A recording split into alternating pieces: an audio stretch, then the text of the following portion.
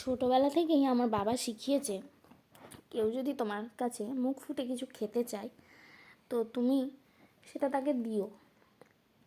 তাতে যদি তোমার একবেলার খাবার কিছুটা কম পড়ে তবুও ঠিক আছে, কিন্তু তাকে তুমি খেতে দিও। তো আমি বাস্তব জীবনে সবসময় সেটাই মেনে চলার চেষ্টা করি, আর নিজের ছেলে মেয়েকেও সেই শিক্ষাটাই দিই। যাই হোক, এই কথাটা কেন বললাম আমি নিজেও জানি না, কিন্তু মনে হলো তাই বললাম। নমস্কার বন্ধুরা, সোমার পরিবারে আপনাদের সবাইকে স্বাগত। বানাতে যাচ্ছি মোচার চপ। কয়েকদিন ধরেই জবে দিয়ে এসেছি, বাবা বারবার বলছে মাঠে অনেকগুলো মোচা আছে, নিয়ে আসবো, একদিন চপ বানানো হবে আর একদিন মাছে মাথা দিয়ে তরকারি বানানো হবে। তো আজকে বাবা মাঠে গেছিলো, দুপুরের দিকেই গেছিলো, তখনও 4খানা মোচা এনেছে। তো সেখান থেকেই একটা মোচা নিয়ে কেটে নিচ্ছি চপ বানানোর জন্য।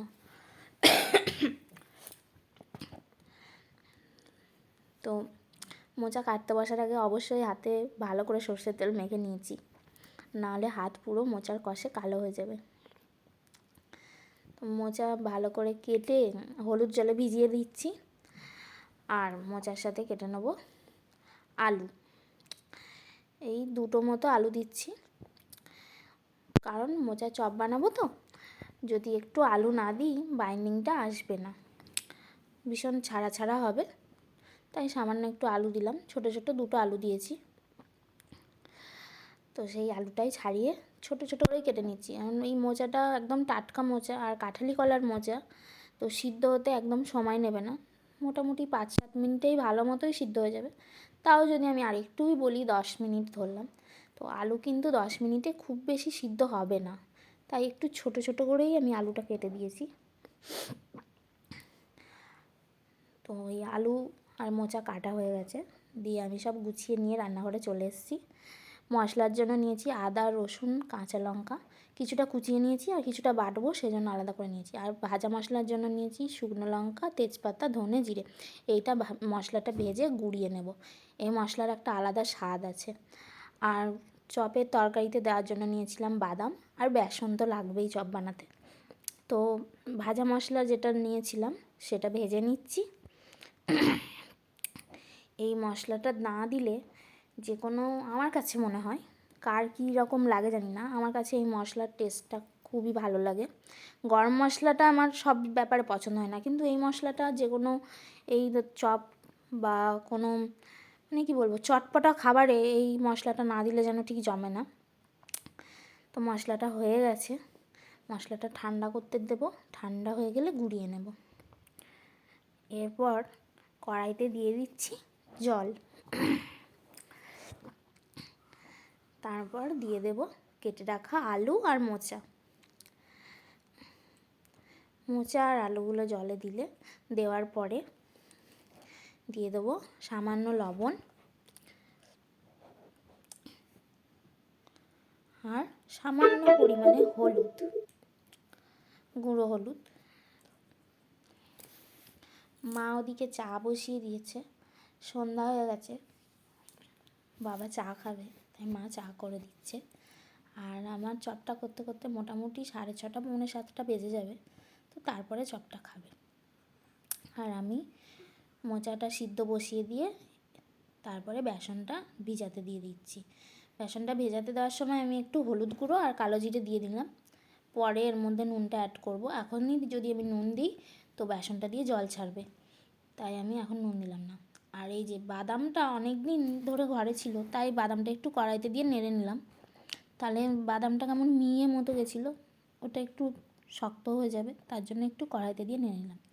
তো কড়াইতে দিয়ে দিয়েছি সর্ষের তেল, তারপরে দিয়ে দিলাম ফোড়নের জন্য জিরে আর শুকনো লঙ্কা,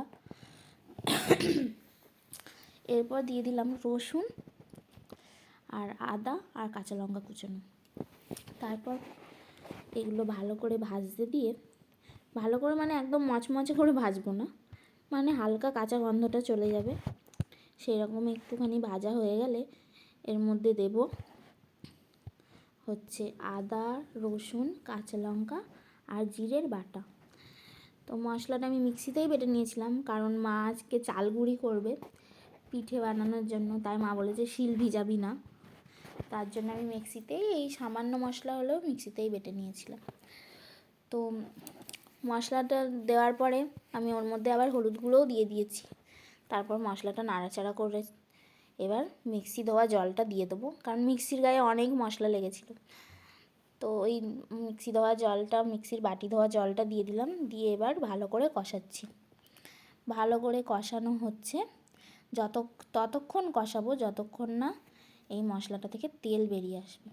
আমি কিন্তু খুব বেশি তেল দিইনি, এটা আপনারা হয়তো লক্ষ্য করেছেন। তো মশলাটা ভালো করে কষানো হয়ে গেলে আমি এর মধ্যে দিয়ে দিলাম মোচা আর আলু সিদ্ধ করাটা। তারপরে খুব ভালো করে নাড়তে হবে, নেড়ে নেড়ে একদম শুকনো করতে হবে, এতটাই মানে ঝরঝরে করতে হবে যেন তরকারিটা আমার হাতে না লেগে যায় যখন আমি মোচা বানাবো, তবেই এর স্বাদ আসবে। আর চপের তরকারি এইভাবে বানালেই স্বাদ হয় আমার জানা মতে। যত ঝুরঝুরে তরকারি হবে চপের তরকারি তত খেতে ভালো হবে।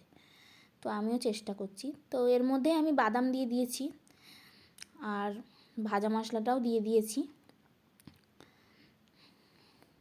নামানোর সময় হয়ে এসছে। তো ভাজা মশলাটা দেওয়ার কিছুক্ষণ পর নাড়াচাড়া করে আমি তরকারিটা নামিয়ে ঠান্ডা করতে দিয়েছি। আর এদিকে বেসন গোলাই ছিল, ওর মধ্যে লবণ আর খাবার সোডা দিয়েছি, দিয়ে আরও একবার ফেটিয়ে নিয়েছি। তারপর কড়াইতে সর্ষের তেল গরম হতে দিয়ে চপগুলো আমি গোল গোল আকারে চ্যাপ্টা করে, হাতের সাহায্যে চ্যাপ্টা করে গোল গোল আকারে ভেজে নিয়েছি। তো চপ ভাজা হয়ে গেলে সবাই লাইন দিয়ে ওখানে বসে আছে, সবাই বলতে বাবা, আমার ছেলে, মেয়ে আর ভাই। তো চপ ভাজা হয়ে গেলে মা ওদের দিয়ে দেবে। চপ ভাজা হয়েও গেছে, তো ওদেরকে মা দিয়ে দিয়েছে চপ।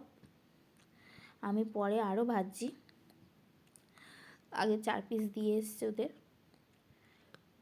এগুলো পরে ভাজছি। তো ভিডিওটা আপনাদের কেমন লাগলো আর এই রেসিপিটা কেমন লাগলো একটু কমেন্ট করে আপনারা জানাবেন। Thank you.